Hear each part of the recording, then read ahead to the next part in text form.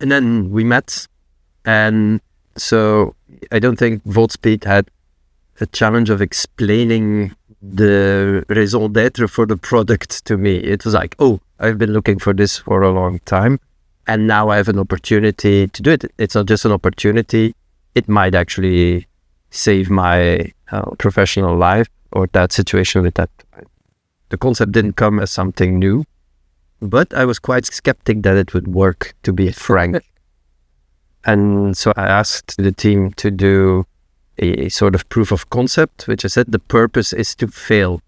So I think this will fail, but I want to make sure that I've tried it in this situation, because the alternative of not having automation will be dramatic. We will not meet our deadlines, so we will really need to disappoint a lot of stakeholders. The 9 months, the 3 months will not be possible. And I really thought it would fail because I thought it was impossible.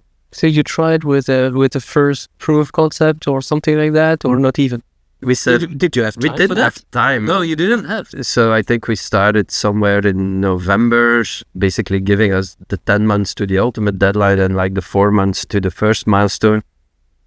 I think we picked the proof of concept smart in a way that if we would feel that it was going to be successful, we could upgrade on the fly to promoting the proof of concept to a real deliverable.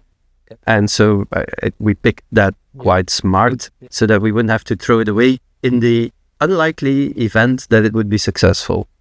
So in November 2023, I'm like, I'm going to gamble some money. And I got clearance from my CFO to gamble. I said, if this gamble pays off, then we really have a win. If it fails, we lose the money. Based on the intuition long ago that this thing should be automatable, it has not yet been. Yeah. Let's try this stuff. And by the way, better work, because that's the only way to make it in the time window. Yeah. But you're skeptical anyway. I was very skeptical. Because that's the first time you would see that problem being automated. Yes, and I appreciated the complexity of it, having done it myself and sold the traditional way so many times in the past. And I really set the expectations of my stakeholders extremely low. And I said, this is going to fail. I'm going to blow money on a proof of concept and blow people's time. And so we embarked on that. And mid-air, I said, stop the POC, upgrade. I think it's going to work. But I started seeing the first results. We didn't wait out the POC.